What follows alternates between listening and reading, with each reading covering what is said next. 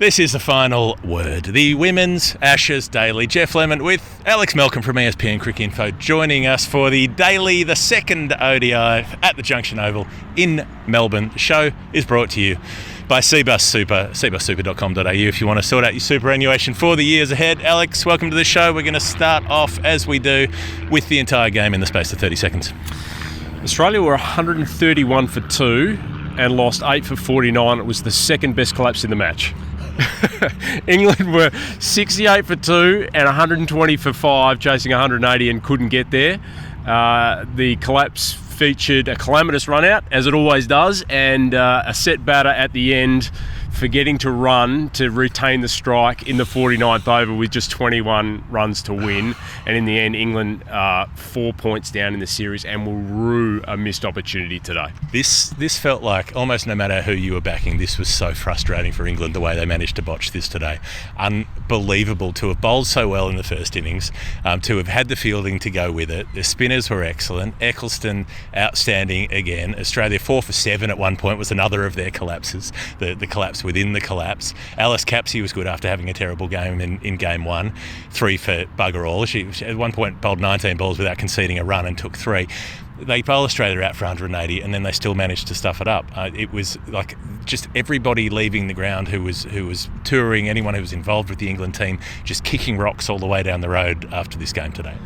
Yeah, and I mean, there's little flashpoints all the way through the chase and you can pick on them, and we touched on the Amy Jones bit at the end. I mean, she played pretty well, but in all honesty, you've got to lay it at the feet of the skipper, Heather Knight, and the senior pro in Nat Sciver-Brunt, who's been so good for so long against Australia. But both of them have had 2 starts in 2 games, and both have thrown those 2 starts away at critical moments, and England have completely wobbled from there. And your senior players have got to stand up in key chases like that. They had the opportunity to just ice the game, and they didn't take it. And that's probably where you should start in the post-match, post-mortem. It felt like so much of it was about the squeeze, and it was interesting watching Australia come out. I thought they were coming out looking like a confident team, looking like they were going, well, yeah, bugger it, why can't we defend 180 here, despite the fact that it was such an underwhelming score. I don't think they'd been kept to such a low score in probably 20 years within Australia. Very rarely happened on these shores. And then it's Kim Garth up front initially, getting the ball to deck around a little bit, gets Tammy Beaumont LBW, gets Maya Bouchier trying to play a big shot and skewing one up in the air. And then it was the spin coming on. Alana King 4 for 25 off 10, and Ash Gardner 1 for 23 off 10. It's the 25 and the 23 that felt like they mattered almost more than the wickets, just closing down England scoring opportunities. Knight and Sciver-Brunt that you talked about, both going at strike rates of about 50 in one-day cricket. They were so cautious. They didn't really know, like they didn't seem to have the confidence to try to make something happen against the spin. And it felt like that period in the middle just shut England down and made the back half, the back portion of the chase so much more difficult than it needed to be. Yeah, that's the big challenge for England's hierarchy now, heading to Hobart and then into the T20s. They have not got an answer for Gardner and King at the moment. Gardner is locking them down. She is not leaving the stumps. They don't know what to do. They tried to sweep at North Sydney. That didn't work. They tried to play with a straight bat and knock singles into the onside here at Junction, closed the face twice, and both got caught off leading edges. That didn't work either. No one's been proactive or brave against them. They have to find an answer. Gardner's bowling's been superb, and then King's just extracted a lot of spin, and she's just showing her class and her skills as probably arguably the best leg spinner in the world now in the women's game. Seems unbelievable as well with how well those two have been bowling, that Georgia Wareham's not in this team as well. She's bowled with King so much, there's no reason you can't have 2 leg spinners in the same side. They look unbalanced. Darcy Brown bowled 3 overs today, wasn't trusted when the game was on the line. She's not taking the new ball because Garth's taking the new ball with Megan Shute. It seems to me like if Shute and Garth are playing, Brown doesn't need to play. And Talia McGrath feels a bit surplus to requirements as well, coming in at 7, not bowling except for 1 ball, which we'll come to in a moment, believe me. But they're not requiring her as a seamer. She's coming in so low in the order in a place that's not, it doesn't really seem to suit her game coming in that low. And you think, King feels like she's a spot too high in the order. Why not shift that around, have Wareham come in, who can smash the ball as well as bowl really difficult to get away, containing stump-to-stump leg spin? Yeah, that's an option. The other option is to pick another specialist batter in Georgia Volt, who she would be batting out of position somewhere if you didn't open the batting with her.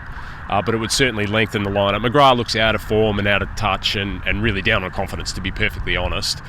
Great move by Heather Knight as captain today, actually. Even though spin was doing the damage, she pulled Lauren Filer back on to knock McGrath over, who just didn't look comfortable at all. So, yeah, a few things for Australia to work out. I mean, the balance of their side, given how many all-rounders they've got, has always been a problem that they've always been able to manage because they've got so much depth. Now it feels like the opposition, no matter whether it's England or anybody else, are coming back towards them in terms of being able to match them. They need to be better in terms of how they use their resources and their talent. They haven't quite worked it out. It'll be interesting actually moving into the T20s how they do that off the back of what happened at the World Cup. But yeah, it's something for Shelley Nitschke and her crew to try and amend, because they are just getting by. I mean, they're 4-0 up in the series points-wise, but they haven't played great cricket, to be perfectly frank. Yeah, well, they sort of didn't need to in game one. They were able to get away with that, and then game two, how they pulled this out of the bag. We'll come to the Australian innings in a minute, but I do want to get to the Amy Jones bit of the equation. Now, like you say, you can't put all the blame onto Amy Jones because those up the order should have done more and should have helped take more of a chunk out of the chase. But as you're getting to the point where the second part of the collapse happens, so King takes a wicket in her first over, she gets another one a couple of overs in, but then she takes two towards the end, in the last over of her spell. So she's got 1 over to go, and it's Charlie Dean who has the brain explosion, tries a scoop shot. Now, why are you playing a scoop against slow leg spin? Gets loopy. Like, the scoop's for pace, right? The scoop, you've got to use the pace coming onto the bat. So she dinks that about 3 metres and it gets caught at slip. That allows Eccleston to then nick off. She's caught behind next ball. King's on a hat-trick, doesn't quite get it, almost does, just misses the off stump. But so then you're in this position where they're 8 down. You've got Jones there. She was 27 off 71, I reckon, at that point. So I thought even by that stage of the innings, yes, she had to hang in for a bit because wickets were falling, but she was going so slowly. She wasn't helping England by being so defensive, and this is someone who's got all the shots. So I thought that's mistake number 1, where she's already at that point in her innings. Mistake number 2, she's involved in the Lauren Filer run out. She gets a full toss, which honestly Amy Jones should be putting on the moon, and she again tries to scoop it, hits it straight to short third, trying to get it to fine leg, miscued. Filer runs, Jones doesn't run. So then they're 9 down, and then the number of times she bungled the running with Lauren Bell, where she wasn't getting runs off the last ball of the over, she's taking singles off the first ball of an over. She just, like, her head just didn't seem to be in the game as far as the running went. And then you come to this extraordinary last bit where Annabelle Sutherland comes on, bowls a no ball for height, hooked away for 4. Bowls the free hit, which doesn't get taken advantage of, bowls another no ball for height and gets pulled out of the attack, which was probably wrong because Jones was out of her crease and so on, but nonetheless. And then they've got the last free hit of the over being bowled by Talia McGrath, who hasn't bowled all day, slaps it to deep square leg. It's caught and then dropped by Alana King out there in the deep, and Jones just stands there watching the ball and then looks up and goes, oh no run. Last ball of the over, they've got 2 overs left. They've managed to get from a point of needing 55 off 70, I think it was, to needing 22 off 12, and she hasn't taken the single, and she's left Lauren Bell on strike. And the defence that we heard from the England cap was, she thought there was a ball left in the over. Surely you're taking the single from the second last ball of the over if there's one there, if you clobbered one out to the deep, and if you run hard you might get the fumble and you might get the second. Like, you're scrapping for every run at that point. It was such a basic level failure that you don't ask the umpire how many balls are remaining in the over when there have been a couple of no balls. I still can't believe that an international cricketer made that mistake.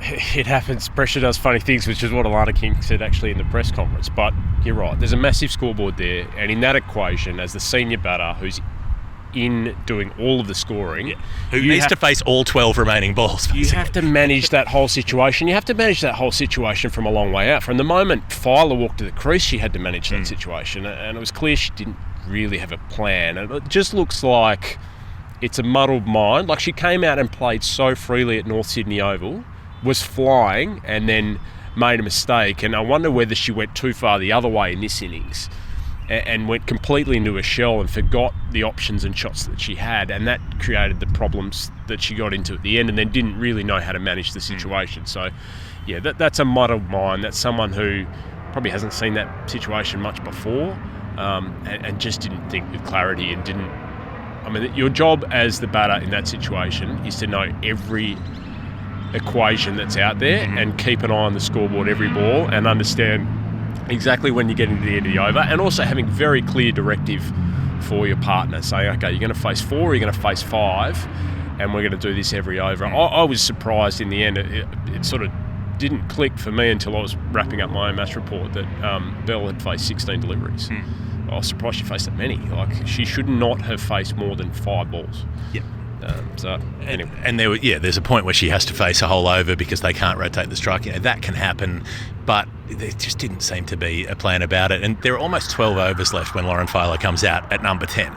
I feel like Jones has to be going at that point. You have to be attacking at that point and thinking about who's going to bowl next. Like, where are your runs going to come from? The sort of Michael Bevan onboard computer stuff. Where are you scoring? How are you scoring them? And who are you scoring them off? And you've got 12 overs to do it instead of letting it come down to the last 2 or 3 overs. And suddenly they needed 12 and over, where at one point they needed about 4.5 and over, with Jones at the crease for that whole duration. So it was a badly managed chase. But let's talk about the Australians to finish things off. It was interesting how that went, because Elise Perry looked $1 million. She looked better than I've seen her in years probably. Came out aggressive, smacked one off the back foot through point, carved another one over point, bunged a 6 down the ground off Charlie Dean, smacked Eccleston for 6, got to 50 at almost a run a ball, made 60, and then gets the one that sneaks around the edge and hits her pad. And nobody else really did anything. I mean, Healy carved a few at the start, but no one got over 30 for the rest of the Australian innings. It was just Perry and then daylight as the English spinners came into the fray.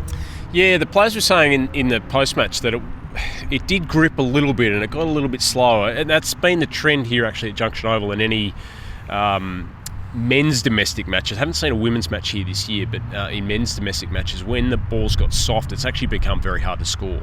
And whilst the ball was hard, it was a lot easier to score, even though the outfield's quite quick. Perry was interesting. I mean, she was 51 off 52 and then scored 9 off 22 to finish her innings. And they just got bogged down in that period where it was gripping and spinning. Eccleston started to find her lengths. It was curious how they played Capsey. I thought Sutherland's innings was really interesting. She's the hot hand in really great form. She got dropped with a caught and bowled and then failed to keep a cover drive down. So just a bit of lax execution there from Annabelle. You wouldn't expect that given the way she's been playing. And then Ash Gardner in great form also played a really odd shot, trying to hit Capsey on the up from a length. So they just didn't manage that period very well, and that's sort of sparked the collapse. So that Alana King actually said in the press conference afterwards, they probably need to identify the situation a little bit better and maybe gear down. They tried to potentially go a little bit too hard through that period, rather than see Eccleston as the major threat, maybe take her at 4s through minimal risk and look for your other options later on. They'll learn from that heading to Hobart. So 21 runs the difference in the end. Hall of Fame in a second before that. And note for Maurice Blackburn, number 1 plaintiff law firm in this country, if Amy Jones needs to defend herself to her teammates or the media for not taking the run off the last ball with 2 overs to go, she can go to Maurice Blackburn. They've been around since 1919. They're about helping working class people, helping people who don't necessarily have the same access to the legal system as everybody else. Look them up. They've got offices around the country. Let's take the break, then the Hall of Fame. It is the final word. Alex Malcolm joining me, Geoff Lemon. Things that you enjoyed today, final word moments of the day. I've got to give a nom for that at the King delivery to Danny Wyatt-Hodge. First ball that she faced that was spinning, it was drifting, it was floating, it was pitching leg stump, it was hitting off. It was probably made to look just a little better than it was by sort of playing across the line and having a shovel at it and missing it by a long way, but it was still a pretty nice piece of leg spin bowling, the sort that we do see from King once in a while with that drifting ball. Yeah, she's a masterful operator bowling leg spin. She puts more revs on it actually than some of the men in the domestic game. They've done some testing up at the Cricket Australia High Performance Centre, and her revs on the ball actually outdo some of the men in the domestic game. She really fizzes it, and her skills are tremendous. I love her length control. Her length control for a leg spinner is as good as anyone in the world, and she keeps the stumps in play, and that was evidence there. I mean, to pitch a ball middle on leg or leg stump and hit the top of off, that's perfection for a leg spinner. Anything that jumped out at you today that you enjoyed? Aside from that, there was a bit of a giggle in the post-match press conference because King dropped that last ball, the free hit off Talia McGrath at the end of the 48th over, and her head went into her hands after she threw the ball in. She thought she dropped the match. She forgot it was a free hit.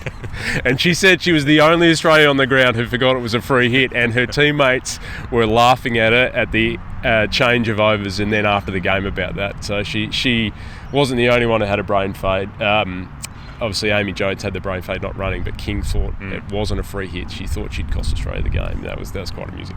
I had a brain fade as well because I forgot to mention that Lauren Bell got bowled after that. That's how the match ended. Yeah. So yes, they didn't run, needing 22 off 12, and then Bell, the first ball of the next over, gets done by Megan Shute. The King dynamic was quite entertaining out there. I suppose it's just instinct. Once it's in the air, you've got to catch it. She did put in the big dive forward. She tried to get there, didn't quite get there, and a few went down as well. Sutherland had one drilled back at her, which it was just self-preservation, trying to get the hands up, and there was one at a sort of short straight mid-on that Lauren Filer hit there before she got run out. Yep. So there were a few of those. And Gardner dropped Jones at backward point off Garth. So, that's the thing. That's how badly England botched this chase. Australia dropped 4 catches and still won by 21 runs. That's incredible. Chasing 180. I heard a stat today that it's something that Gardner had dropped 4 catches in her first 60-odd games and then has dropped 4 in her last 10. So something's not quite right there. Oh, no. Well, yeah, she's usually a really safe pair of hands, but funny old day in the field for the Australians, but they'll take the win and bank it and head to Hobart, a pretty happy team. They've got away with one, the Australians, and England will be extremely unhappy. So we'll have our report from there, our daily show from Hobart, and on we go through the T20s and on to the Test match. That's been the show for today. Check the show notes for the links about the things we've been talking about. Patreon.com/thefinalword if you want to get involved with us. Alex Malcolm from ESPN Cricinfo, thanks for joining the show. My pleasure, Geoff. Anytime. We'll see you next time.